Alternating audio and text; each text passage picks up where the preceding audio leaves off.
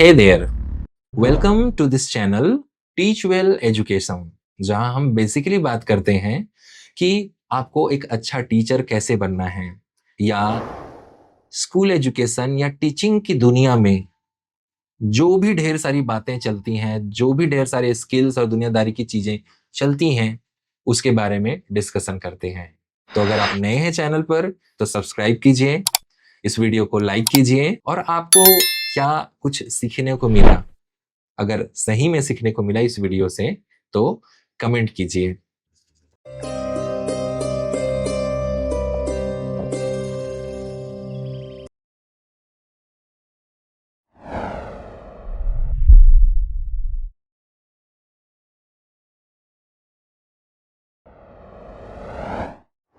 3 things you see when you are appointing a person as your employee: energy, intelligence and integrity.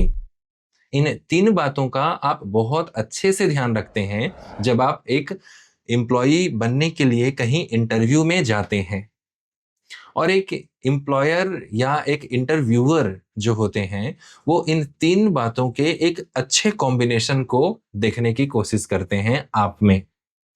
ये कहना है Warren buffet का। तो मुझे भी मौका मिला एक बीपीएस के एकेडमिक इंचार्ज या एचआर पर्सन का इंटरव्यू लेने का। वो हमारे यहाँ प्रिंसिपल के पोस्ट के लिए आए हुए थे और उनका इंटरव्यू लेने का मौका मिलना खुद में मेरे लिए एक अच्छी बात थी, काफ़ी सारी चीज़ें सीखने वाली बात थी। तो ये ऐसा है कि 40 साल के लगभग का एक हट्टा-कट्टा, अच्छे ऊँचे हाइट का, गोरा-चिट्टा, क्लीन शेव्ड, फॉर्मल्स पहने हुए, good presentable body language, confident body language के साथ, प्रेजेंटेबल लुक के साथ आया हुआ एक पर्सन जो एक एम्प्लॉय बनने के लिए आए हुए हैं। लगभग 10 से 12 साल का एक्सपीरियंस है उनके पास और अब वो उस एक्सपीरियंस के बेसिस पे अपना प्रमोशन पाना चाह रहे हैं, प्रिंसिपल बनना चाह रहे हैं एकेडमिक इंचार्ज से। तो स्कूल एजुकेशन सिस्टम में जैसा मैंने बताया कि हट्टा-कट्टा होना, ऊंचा होना, ये ज़्यादा क्राइटेरिया नहीं होता है एक अच्छे एम्प्लॉय होने का, आपके इंटरव्यू में सिलेक्शन हो पाने का। प्रेजेंटेबल लुक होना और अधिकांशतः क्लीन शेव्ड होना, कॉन्फिडेंट बॉडी लैंग्वेज होना ज़रूर एक क्राइटेरिया होता है। तो जब ये एम्प्लॉय मेरे पास आया, उनको इंटरव्यू करना मेरे लिए भी एक अच्छी चीज़ थी, काफ़ी सारी चीज़ें सीखने वाली थी। लेकिन मैं आज आपको ये बताने वाला हूँ कि प्रोफ़ेशनल होने के लिए और प्रोफ़ेशनल होने के रास्ते में किस तरीके से कई चीज़ें हमें डिफ़िकल्टी फ़ेस कराती हैं। ये सिर्फ़ और सिर्फ़ एक कॉमन डिस्कशन है, कोई प्रोफ़ेशनल एडवाइस नहीं है। ये किसी के भी सेंटिमेंट्स को हार्म करने की चीज़ नहीं है। बस आप लोगों को, व्यूअर्स को, आप जब इंटरव्यू के लिए प्रिपरेशन करते हैं और आप भी कहीं अच्छे स्कूल में जाना चाहते हैं, तो किस तरीके से प्रिपेयर होना चाहिए, इन बातों को बताने के लिए है। जिस पर्सन का मैं आपको डिस्क्रिप्शन दे रहा हूँ, वो ऑलरेडी एक सक्सेसफुल पर्सन है, वर्दी पर्सन है। लेकिन कई मायने पर चीज़ें कहाँ चूक हो जाती हैं और आपको किन बातों का ध्यान रखना चाहिए, एक एम्प्लॉयर के माइंडसेट को कैसे समझना चाहिए, इस अप्रोच से आपके साथ ये बातें शेयर की जा रही हैं। तो मैंने इंटरव्यू की शुरुआत किया। मैं एक बेसिक इंट्रोडक्शन माँगने के बजाय एक शार्प क्वेश्चन से पूछा कि सर, आप ऑलरेडी एक बहुत अच्छे स्कूल में, रेप्यूटेड स्कूल में एक स्ट्रेटेजिक पोस्ट पर हैं, तो फिर आप ऐसे डेवलपिंग स्कूल में आप क्यों आना चाहते हैं? यहाँ पर प्रिंसिपल का पोस्ट पाना उतना कंपैरेटिवली अच्छा नहीं है, जितना कि आपका वहाँ पर इंचार्ज के पोस्ट पर रहना। आपको शायद वो सैलरी भी हम ऑफर ना कर सकें। तो अब बात इस तरीके से आई कि सर, एक्चुअली मैं सीखना चाहता हूँ, लगातार सीखना मुझे पसंद है और अब मुझे लगता है कि प्रिंसिपल के पोस्ट से मुझे बहुत सारी चीज़ें और नई सीखनी हैं। तो ध्यान दीजिएगा, एम्प्लॉयी ने यहाँ पर बातें तो सही कही हैं, लेकिन जो पर्सन को 10-15 साल का एक्सपीरियंस हो, उससे आप सिर्फ ये बातें एक्सपेक्ट नहीं करेंगे, ये बातें सफिशिएंट नहीं है। आप जब प्रिंसिपल जैसा पोस्ट पाना चाहते हैं तो आपको एक स्ट्रॉन्ग विजन बताना पड़ता है, एक स्ट्रॉन्ग पर्पस बताना पड़ता है। जब आप प्रिंसिपल जैसे पोस्ट के लिए आते हैं तो जहां आप जा रहे हैं उस स्कूल के बारे में थोड़ा सा रिसर्च करना पड़ता है, वहां के बारे में चीजों को समझना पड़ता है। तो अगर आप भी कहीं इस तरीके की सीनियर एग्जीक्यूटिव पोस्ट के लिए अगर जा रहे हैं तो बेस्ट ये होगा कि आप पहले से ही वहां के बारे में पर्याप्त इंफॉर्मेशन लें। लेकिन मान लीजिए अगर आपको समय नहीं मिल पाया और इंटरव्यूअर ऐसे क्वेश्चन आपसे पूछता है कि आप प्रिंसिपल का पोस्ट के लिए ही क्यों अप्लाई कर रहे हैं, तो ये कहने के साथ साथ ये नहीं कहना है, ऐसा नहीं कि आप और सीखना चाहते हैं, चैलेंजिंग पोस्ट आपको अच्छा लगता है, आप लगातार अपने आप में ग्रोथ देखना चाहते हैं। आप जो रियल में उस पोस्ट से रिलेटेड और उस स्कूल के लिए बेनिफिशियल विजन्स हों उसको बताने की कोशिश करें। और अगर आपको उस स्कूल के बारे में इंफॉर्मेशन नहीं है तो पोलाइट वे में इंटरव्यूअर से ही वहीं पर आप ये कह सकते हैं कि सर वैसे तो एक रास्ता ये है, एक तरीका, एक मेरी कोशिश ये है कि मैं और बेहतर चीज़ें सीखूं और नई चीज़ें सीख पाऊं। लेकिन मैं धीरे से पहले ये भी समझना चाहूँगा कि इस स्कूल का विज़न क्या है? इस स्कूल में क्या सिस्टम बेहतर चलता है जिसके नाम से ये अपना खुद का इतना अच्छा पहचान बनाया हुआ है? ताकि मैं ज़्यादा बेहतर तरीके से समझकर यहाँ के विज़न से जुड़ सकूं और उस विजन को रियलाइज करने में और ज्यादा आगे बढ़ाने में मैं कुछ कंट्रीब्यूट कर सकूं। लेकिन आप ऐसा कहेंगे तब जब आपके पास रियल एक्सपीरियंस होगा। तो फिर ये था हमारे इंट्रोडक्शन का क्वेश्चन। मैंने जो इंट्रोडक्टरी क्वेश्चन पूछा उनका सीवी मेरे पास था, मेरा रिक्रूटमेंट फॉर्म मेरे सामने था, सैलरीज सारी सारी चीजें लिखी हुई थी। फिर मेरा नजर एक पॉइंट पर गया जो था category, SC ST OBC general, जो भी कैटेगरीज होते हैं उस पर। तो उस पर उन्होंने मेंशन किया हुआ था ओपन। यूजुअली हम ऐसे ओपन, ये जो वर्ड है यूजुअली हम मेंशन नहीं करते हैं, हम straight forward SC ST OBC general ऐसी चीजें मेंशन करते हैं। और शायद वही ही सही है, क्योंकि जब ये मार्कशीट और लीगलिटीज और चीज़ों की बारी आती है तो उसमें हमें बहुत ज़्यादा क्रिएटिव नहीं होना है, बहुत ज़्यादा फैसिनेटिंग नहीं होना है। फैशन वाली चीज़ों को वैसे जगहों पर वैसे कॉलम्स में मेंशन नहीं करना है।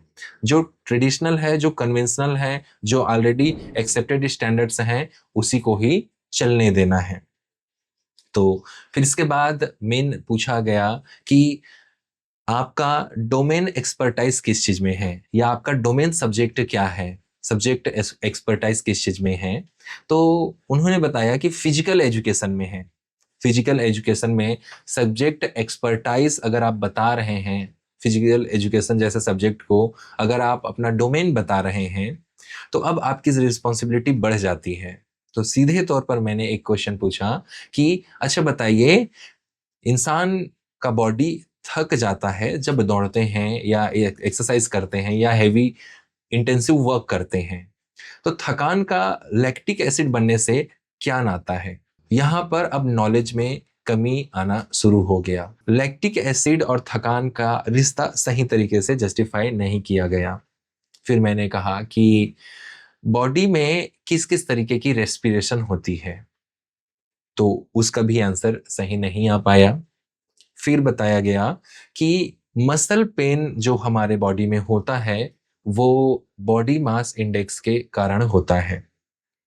तो जब आप 5-10 साल के एक्सपीरियंस्ड पर्सन हैं और आप कहीं आप इंटरव्यू के लिए जा रहे हैं, तो ये आपकी जिम्मेदारी है कि आप सबसे पहले अपने जो बेसिक्स हैं, जिसके कारण आप 5-10 साल, 5 या 10 या ग्लोरियस, वो महान 5-10 साल आपने कमाया है, जिया है, उसको आप फिर से थोड़ा फ्रेश कर सकें, थोड़ा ब्रश अप कर सकें, उसको रिफ्रेश करके जाएं, थोड़ा सा टच लेकर जाएं। क्योंकि अगर आप एकेडमिक फील्ड में जाएंगे तो डेफिनेट सी बात है आपसे बेसिक्स और नॉलेज पूछा ही जाएगा, आप एक्सक्यूज नहीं कर पाएंगे। तो बेहतर है कि वहां पर आप इंटेलिजेंस टेस्ट को के लिए जरूर रेडी होके जाएं। तो मैंने जैसे बताया 3 बातें, intelligence, energy and integrity. But ऐसा नहीं है कि इस पर्सन के पास और भी इंटेलिजेंस नहीं है। मैंने और कई तरीके के क्वेश्चंस पूछा सब्जेक्ट से रिलेटेड, 40% चीजों का आंसर सही आया। मैं आस कर रहा था कि 60 to 70% चीजों का आंसर कम से कम सही आना चाहिए था। वैसे तो अगर आप जैसे सीनियर मैनेजमेंट या एग्जीक्यूटिव पोस्ट में जाते हैं तो आपको तैयार रहना चाहिए 80 to 90% क्वेश्चंस के जो आपके डोमेन से है, जो आपके एक्सपर्टाइज के फील्ड से है, आप सही दे पाए। लेकिन एक लैग मैंने और जरूर देखा, वो ये था कि जब कोई क्वेश्चन का आंसर सही नहीं पता था तो भी से उसका आंसर देने की कोशिश हो रही थी, जो कि अच्छी बात नहीं है। बच्चों के बीच में एक टीचर होने के नाते गलत इंफॉर्मेशन देना सही नहीं है। जाने अनजाने में अगर कोई इंफॉर्मेशन गलत हो गया तब कोई बात नहीं है, लेकिन जब आपको ये साफ साफ पता हो कि ये इंफॉर्मेशन सही नहीं है तो भी वैसा बताना जो आपको लगता है उचित नहीं है, दैट्स नॉट रियली राइट। एक क्वेश्चन उनसे इस टॉपिक पर भी पूछा गया, क्योंकि इंडिया में अब national education policy 2020 full fledged में अप्लाई हो चुका है और छत्तीसगढ़ में भी ये फुल फ्लेज्ड इस साल से अप्लाई हो रहा है। और national curriculum framework for foundational stage and school education 2022-23 respectively जो आए हुए हैं, इनसे भी रिलेटेड कई क्वेश्चंस पूछे गए। लेकिन जहां पर सर से जो इंटरव्यू दिलाने आए हुए थे उनसे जो बड़ी चूक हुई वो यही थी कि वो इन चीजों पर अपडेटेड नहीं थे। कुछ बहुत ही डेसिमल के लेवल की चीजें से वो जरूर अपडेटेड थे, कि जैसे फिजिकल एजुकेशन के टीचर होने के नाते कि अब थ्योरी कितना हो गया है, प्रैक्टिकल कितना हो गया है। लेकिन एक होलिस्टिक विजन और जो अंडरस्टैंडिंग डेवलप करना था, जो एक प्रिंसिपल के पोस्ट के लिए बहुत ज्यादा क्रूसियल है, जिसके बेसिस पर ही आप पेरेंट्स को हैंडल कर पाएंगे और स्कूल का day to day scheduling, academic overview और बच्चों का माइंड मेकिंग कर पाएंगे, वो चीजें मिसिंग थी। तो इंटेलिजेंस टेस्ट में जो है वो बिलो एवरेज रहे। अब बात आती है एनर्जी की, तो मैंने सर से कई सारी चीजों पर बात किया, कैसा वर्क प्रोफाइल रहता है, क्या क्या जिम्मेदारी रहती हैं, क्या क्या रिस्पॉन्सिबिलिटीज रहती हैं। अपने वर्क को ना भूलें और अपने वर्क से प्रॉपरली वो रिपोर्टिंग जनरेट करके अपने सीनियर्स को बता सकें, इसके लिए क्या सिस्टम वो फॉलो करते हैं, इन चीजों पर बातें हुई। तो वहां पर भी बहुत सारे इम्प्रूवमेंट के स्कोप थे। नो डाउट सर ने जो चीज भी बताया उसमें ये था कि उन्होंने रियल में सीखा अच्छा है, तो यहाँ पर वो डेफिनेटली ऑनेस्ट थे कि अपने सीखे होने वाली चीज को डेफिनेटली उन्होंने बहुत सही तरीके से बताया कि वो सीखने वाले थे और वो एक अच्छा लर्नर लग भी रहे थे पर्सनालिटी से। बट जो प्लानिंग और प्रेडिक्टेबल अप्रोच होना चाहिए, एक क्वालिटी जो होना चाहिए एक अच्छे एडमिनिस्ट्रेटर में, मेंटल एनर्जी जो अप्लाई होनी चाहिए, वो जो है एवरेज लेवल पर दिखा। लैंग्वेज की फ्लुएंसी भी इंग्लिश में वो नहीं था जिससे कि वो बच्चों के सामने अथॉरिटेटिव कमांड बना सके। No doubt bold and solid आवाज थी, जिससे जरूर बच्चों में एक डिसिप्लिन चैनलाइज होता है। और फिजिकल एजुकेशन के टीचर होने से, स्पोर्ट्स टीचर होने से ये अपर हैंड मिलता भी है कि ये दो तरीके के जो टीचर्स होते हैं वो नेचुरली बच्चों में बेहतर डिसिप्लिन के लेवल पर कमांड बनाते हैं, ज्यादा अथॉरिटी एक्सरसाइज कर पाते हैं। बट ये अथॉरिटी फिजिकल होता है, फिजिकल डिसिप्लिन के लिए सही होता है, मेंटल और इमोशनल डिसिप्लिन के लिए ये सही नहीं होता है। और जब आप एक प्रिंसिपल की पोस्ट के लिए जाते हैं तो आपको तरीके आने चाहिए कि आप फिजिकल के साथ साथ मेंटल और इमोशनल डिसिप्लिन भी एक्सरसाइज कर सकें, स्टूडेंट्स में, स्टाफ में। अब इसी से ही आता है एनर्जी के बाद इंटेग्रिटी से। तो इंटेग्रिटी के डायमेंशन में नो डाउट थोड़ी सी कमी वहीं पे लगी कि जो क्वेश्चंस के आंसर नहीं भी पता थे उनके आंसर्स बताए गए। सैलरी को लेकर जो डिस्कशन था कि प्रेजेंट सैलरी क्या है और उसमें क्या सही रिस्पॉन्स आना चाहिए था, और सैलरी एक्सपेक्टेशन के बारे में जब ये पूछा गया कि आपको क्यों लगता है कि आपने जो ये सैलरी कोट किया है वो सैलरी आपको ही मिलनी चाहिए या फिर आपको मिलनी ही चाहिए, तो उसके लिए जो रिस्पॉन्सेस थे वो सही नहीं थे। For an example, privacy reason से और म्यूचुअल रेस्पेक्ट को बनाए रखने के लिए मैं नाम और कोई भी चीज़ों को आपके सामने डिस्क्लोज नहीं कर रहा हूं, और जो आपको सीखना है उसके लिए इन चीज़ों का मतलब भी नहीं है। तो एग्जाम्पल के लिए लीजिए कि आप एम्प्लॉई हैं और आप किसी पोस्ट के लिए अप्लाई कर रहे हैं और आपने लिखा है कि आपको 30,000 रुपये महीने चाहिए, और आपका इंटरव्यूअर, आपका एम्प्लॉयर आपसे पूछता है कि आपको ये सैलरी क्यों मिलनी चाहिए, और आप कहते हैं सर क्योंकि मैं ईमानदारी से काम करता हूँ, मैं कड़ी मेहनत करने में भरोसा रखता हूँ, मैं जरूरत ड्यूटी टाइम से भी एक्स्ट्रा टाइम तक वर्क कर सकता हूँ, या सर मुझे एक्चुअली में इस सैलरी की जरूरत है क्योंकि इससे कम में मेरा काम नहीं चल पाएगा, फैमिली में मुझे भी पैसे देने पड़ेंगे, इसमें मेरे खर्चे इतने सारे हैं कि उसमें इससे कम पैसे मिलने पर वो मैनेज नहीं हो पाएगा। मैंने आपको दो तरीके का रिस्पॉन्स बताया कि ड्यूटी टाइम के आगे भी मैं रुक सकता हूँ, मैं पूरी एनर्जी के साथ इंटीग्रेटेड होकर भीड़ कर काम करने में भरोसा करता हूँ, दूसरा मुझे इतने पैसे की जरूरत है, और ये सारी चीजें। आप अगर इंटरव्यू में जा रहे हैं तो इन दोनों के बीच का मिक्स रिप्लाई दीजिए। आप कहिए कि सर पहला ये तो मेरी जरूरत को देखते हुए मैंने ऐसा मेंशन किया है, लेकिन क्या सही होगा, मेरे लिए क्या एप्रोप्रिएट सैलरी होगी वो सर आप ही डिसाइड कर पाएंगे, लेकिन मैं टाइम के हिसाब से घड़ी देखकर काम करने वालों में से नहीं है। मैं काम के हिसाब से बिना घड़ी देखे काम करने वाले लोगों में से एक हूं। मैं वर्क को रीजनेबल वे में एग्जीक्यूट करना पसंद करता हूं, और रिपोर्टिंग और एक दिन का काम उसी दिन ही पूरा समेट कर नक्की करके जाना पसंद करता हूं। जब आप एग्जीक्यूटिव पोस्ट के लिए, मैनेजरियल पोस्ट के लिए अप्लाई कर रहे हो तो आप ऐसी चीजें, इससे कम का रिप्लाई नहीं करेंगे, आपका एम्प्लॉयर आपसे इससे कम की आस भी नहीं करेगा। तो इंटेग्रिटी में हो ना हो गुड थे, बट बेटर और एक्सीलेंट जो होना चाहिए वो नहीं है। सो वारेन बुफे कहते हैं कि एनर्जी, इंटेलिजेंस और इंटेग्रिटी तीनों में से आपको जो देखना चाहिए वो सबसे ज्यादा जो इंपॉर्टेंट है वो है इंटेग्रिटी, सत्यनिष्ठा, ईमानदारी। ईमानदारी कि आपने गलत काम नहीं किया, लेकिन आपको जब मौका भी मिला तो भी आपने गलत काम नहीं किया, ये है इंटेग्रिटी। आप जब मैनेजरियल या एग्जीक्यूटिव या एडमिनिस्ट्रेटिव पोस्ट पर जाते हैं तो ये हो सकता है कि कहीं पर आपको मौका है, आप अपने वर्क को एक्सक्यूज बनाने का, लेकिन आप नहीं बनाते हैं। कहीं पर है कि आप किसी बात के लिए अपने जूनियर एम्प्लॉयज को खुश करने के लिए आप अपने बॉस को कोई हुई गलती को नहीं बताते हैं, लेकिन मौका मिलने के बावजूद भी आप इंटेग्रिटी रखते हुए बताते हैं। कहीं पे हो सकता है कि आप अपने जूनियर्स से या किसी तरीके का अपने सेल्फ इंटरेस्ट से रिलेटेड बेनिफिट ले सकते हैं, लेकिन आप ऐसा नहीं लेते हैं।